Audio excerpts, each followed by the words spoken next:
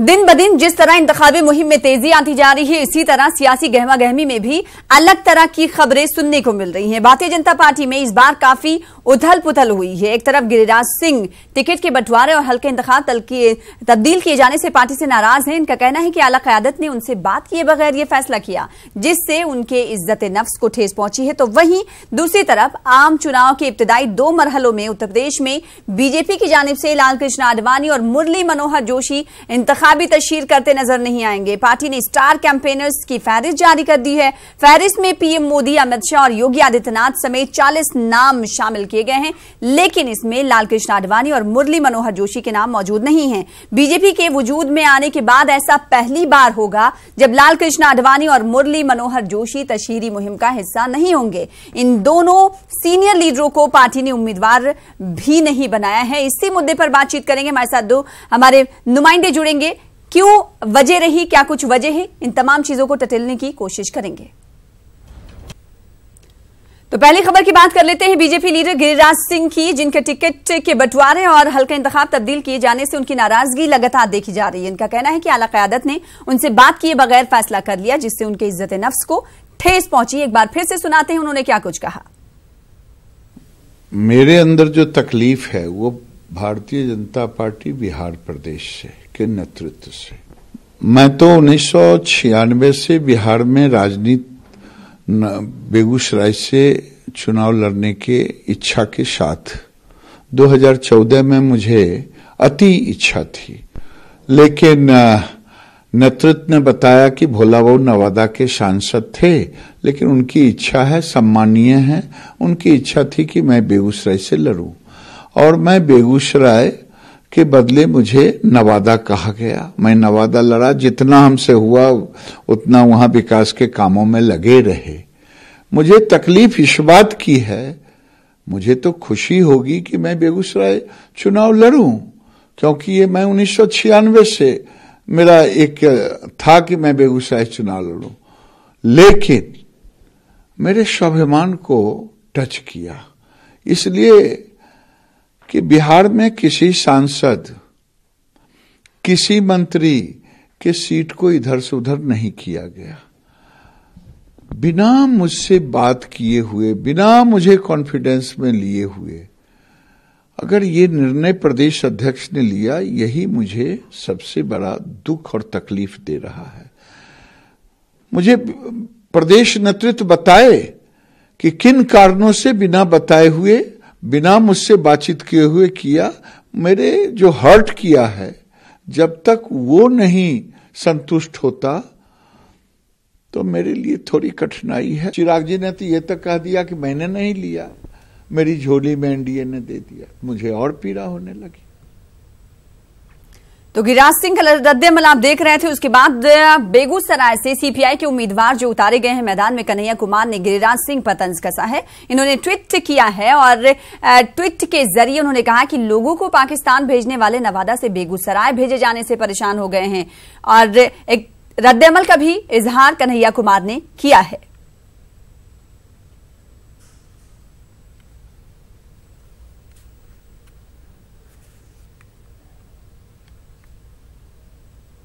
तो इन दोनों खबरों पर बातचीत करेंगे, लेकिन इस वक्त समाजवादी सदर अखिलेश यादव की प्रेस कॉन्फ्रेंस आ रही है। आपको सीधे लिए चलते हैं उनकी प्रेस कॉन्फ्रेंस में। केवल विपक्ष, फिर विपक्ष और चौकीदार के अलावा मैं नहीं समझता हूं कोई मुद्दे पे बात कर पा रहे हैं। और सब ताकतें लगाने के बाद भी अभी जन समर्थन नहीं जुटा पाए हैं।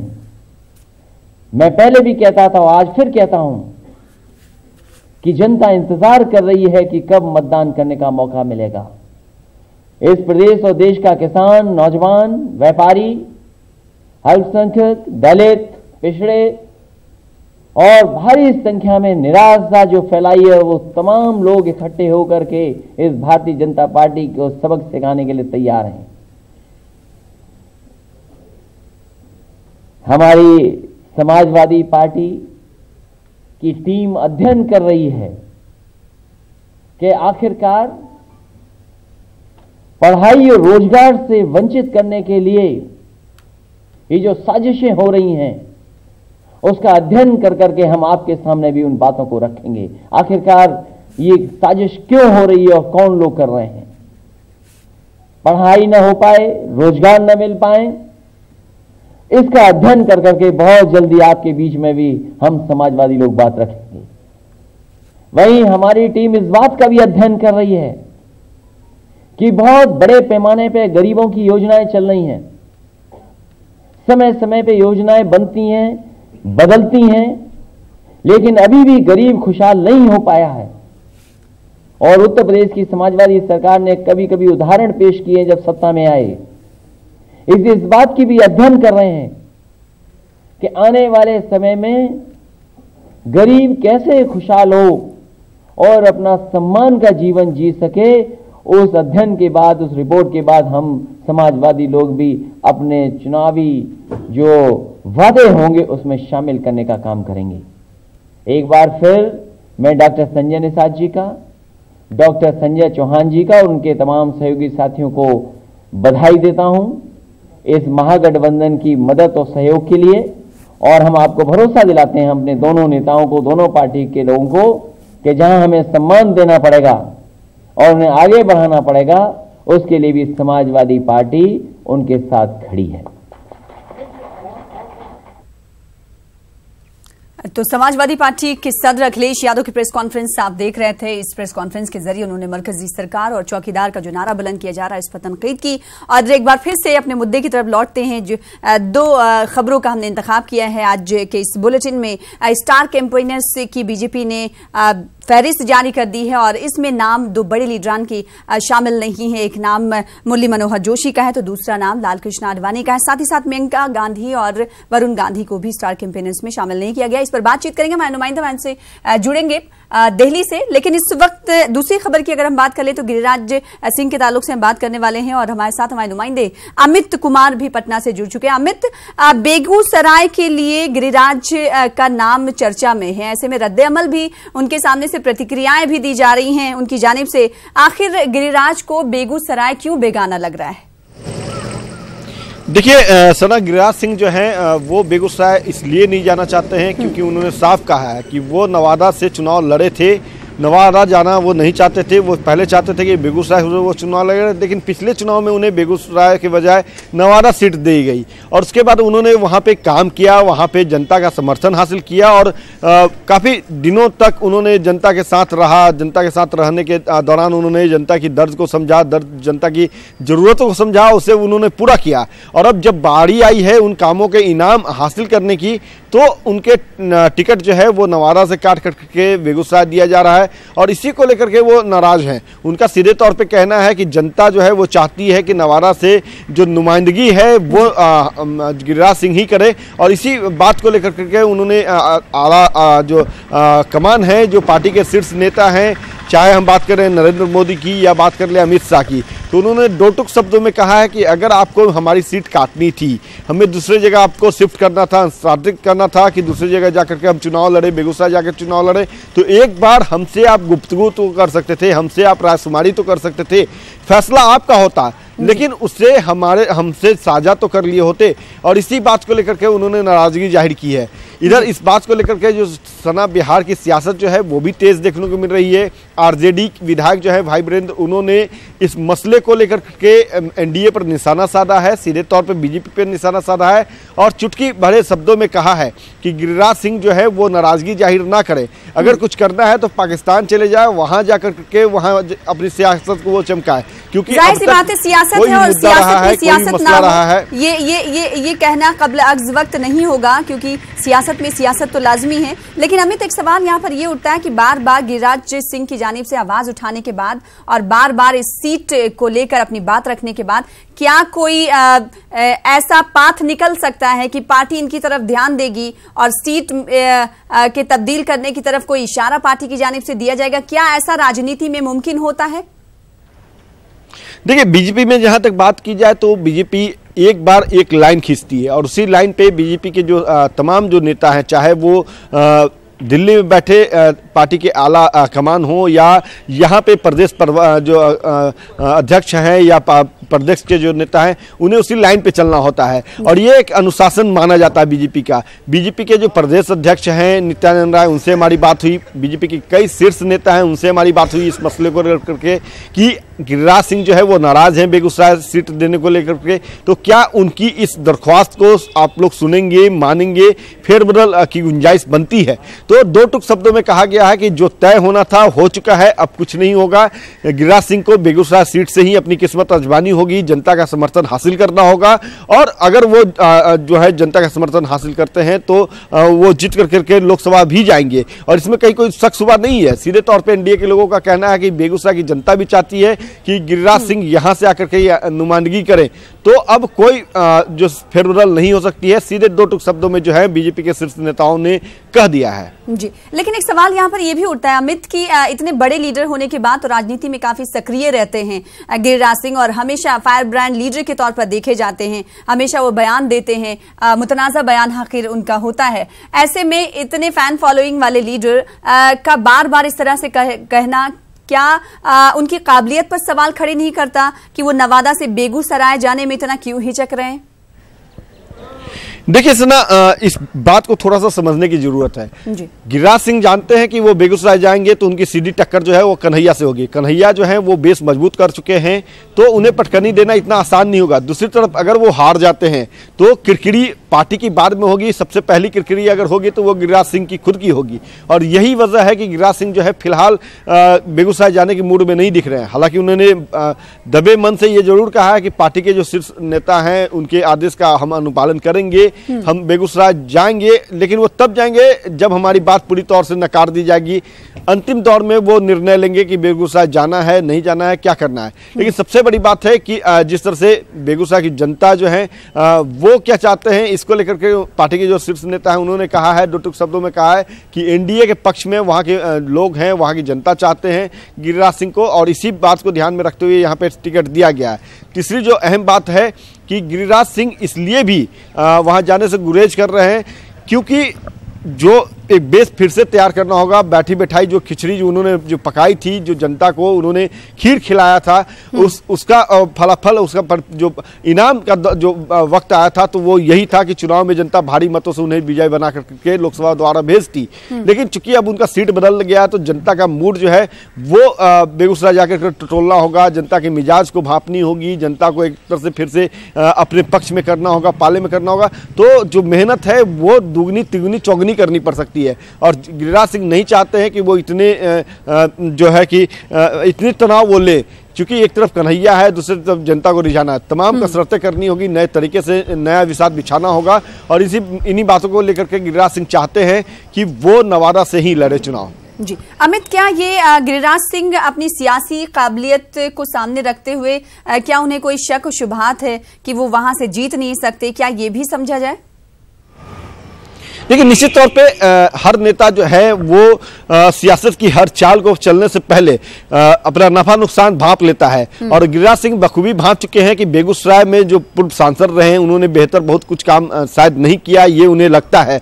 और जो कन्हैया है उन तमाम मुद्दों को लेकर के जनता के बीच जो है वो ढोल बजा चुके हैं। जनता की मूड जो है वो भी कहीं कहीं कन्हैया की तरफ जो रुझान है वो महसूस कर रहे हैं गिरिराज सिंह और यह वजह है कि गिरिराज सिंह समझ चुके हैं कि अगर हम वहां जाएंगे तो इतनी आसानी से फतह हासिल नहीं हो सकती है, हमें रस्साकसी करना होगा, हमें कन्हैया को पटखनी देने के लिए दूसरे जो प्रत्याशी है, जो प्रतिद्वंदी है, उन सबके खिलाफ एक जनता के मिजाज को टटोलना होगा, अपने पाले में अपने पक्ष में जनता को करना होगा, वोटरों को करना होगा और इसी वजह से चूंकि मेहनत काफी करनी होगी और राह आसान नहीं है, शायद गिरिराज भांप चुके हैं, इसीलिए गिरिराज जो है वो फिलहाल बेगूसराय की सीट से जो है वो तो इंतखाबी तशरीह तमाम लीडरान की जानिब से जारी है। अगर बेगूसराय की बात करें तो बेगूसराय में किस लीडर को ज्यादा सबकत मिलती हुई दिखाई दे रही है शुरुआती दिनों में, जानने की कोशिश करेंगे। अमित हमारे साथ आप बने रहें, छोटे से ब्रेक के लिए वक्फे के लिए रुकेंगे कुछ और खबरों के साथ और इसी पर बने रहेंगे। दूसरे तो लोकसभा इंतखाबात के साथ ही सियासी उथल पुथल भी शुरू हो चुका है और इस बीच टिकट कटने और टिकट बंटवारे को लेकर भी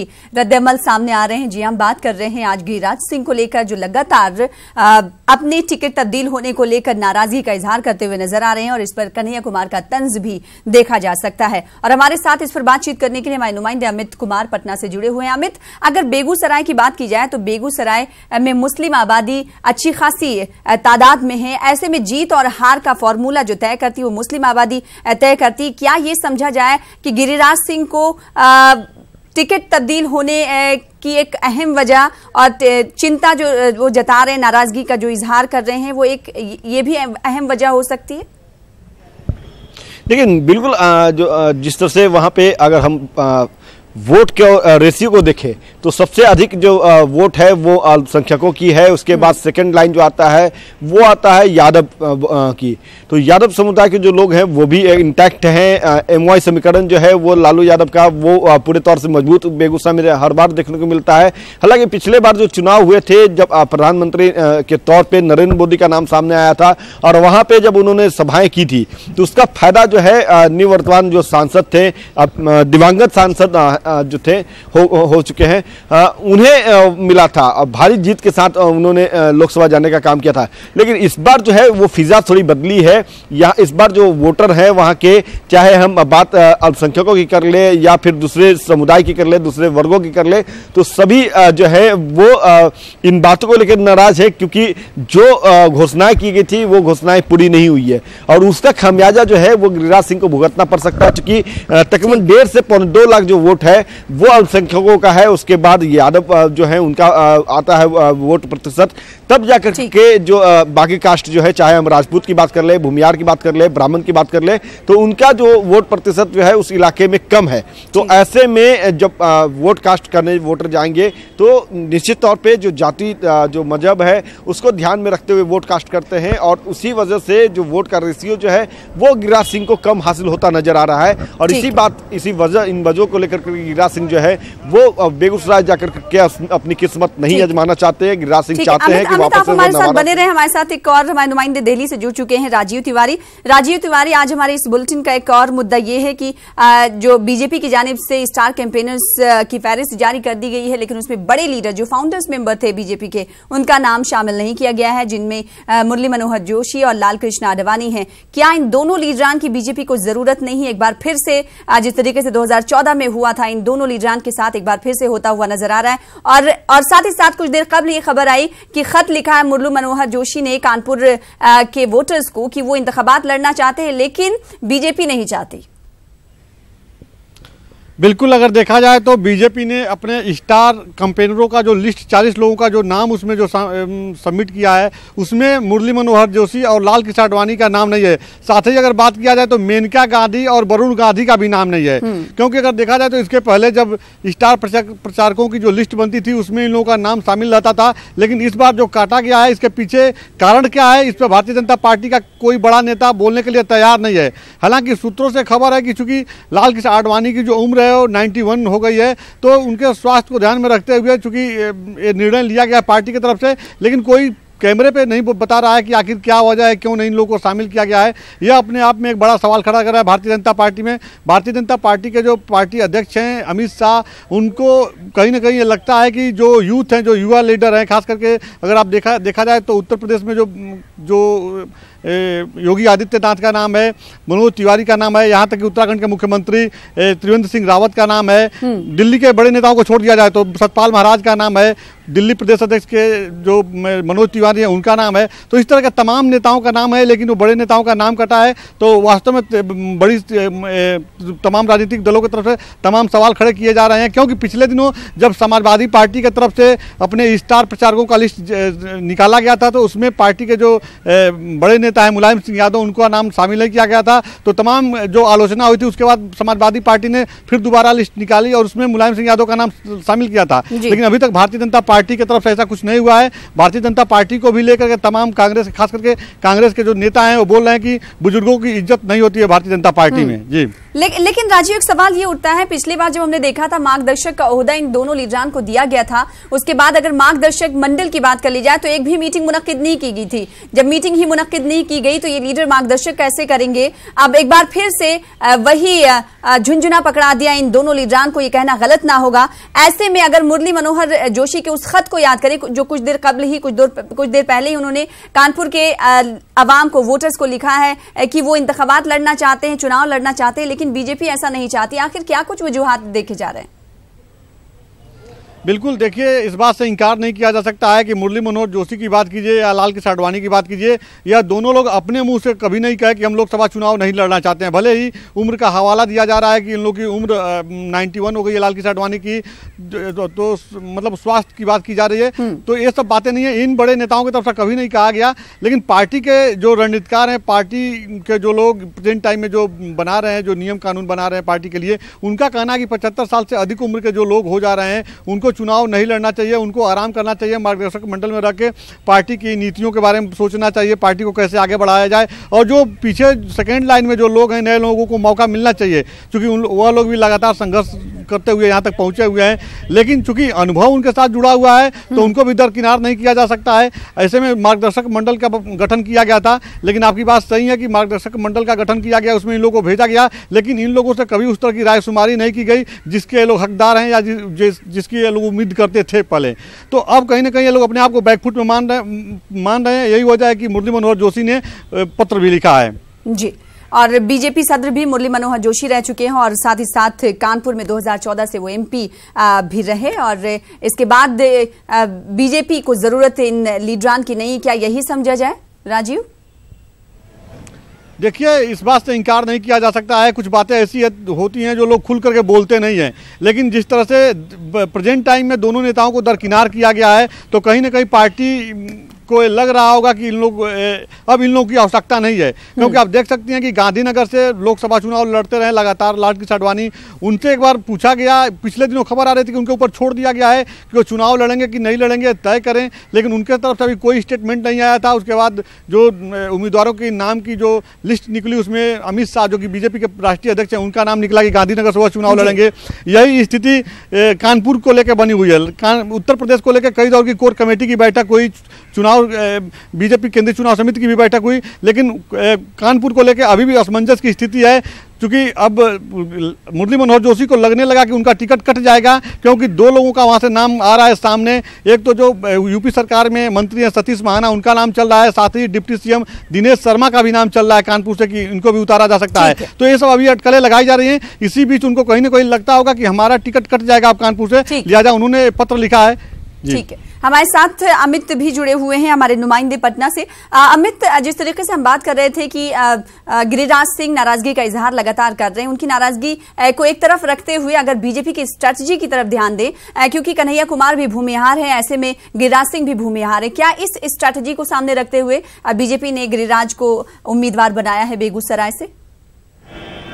देखिए, बिल्कुल, चूंकि वहाँ पे कास्ट फैक्टर जो है वो सबसे ऊपर हावी रहा है। जैसा हमने पहले बताया सना आपको कि वहाँ पे अल्पसंख्यकों की वोट जो है वो रेशियो सबसे ऊपर है। यादव हैं, उसका भूमियार हैं, ब्राह्मण हैं, तमाम जो कास्ट फैक्टर जो है वो वहाँ पे देखने को मिलता है। और इसी बात को ध्यान में रख के जो है कि जो बीजेपी है वो चाहती थी कि गिरिराज सिंह यहाँ से लड़े, चूँकि जो है कास्ट फैक्टर को ध्यान में रखते हुए बीजेपी ने तय किया कि चूँकि कन्हैया भूमियार है और उनका खेमा जो है वो भारी लग रहा है, तो अगर गिरिराज जाएंगे वहां पे तो निश्चित तौर पे जो जातीय समीकरण है वो कहीं ना कहीं वो तोड़ने का काम करेंगे, और अपने पक्ष में वो वोटर जो है जो एक तरफा जो है कन्हैया के साथ जा रहे हैं वो इनके स्तर भी इंटैक्ट होंगे। तो इस बात को लेकर के कहीं ना कहीं बीजेपी ने ध्यान में रखा होगा और इसी कारण से ये निर्णय लिया होगा। यानी अब इससे ये बात साबित हो जाती है कि हिंदुस्तान की राजनीति में, हिंदुस्तान की सियासत में कहीं ना कहीं कास्ट फैक्टर जो है वो बहुत इंपॉर्टेंट रखता है। आप दोनों का बेहद शुक्रिया हमारे साथ जुड़ने के लिए, तफसील से बातचीत करने के लिए। फिलहाल इसी के साथ मुझे दीजिए इजाजत। आदाब।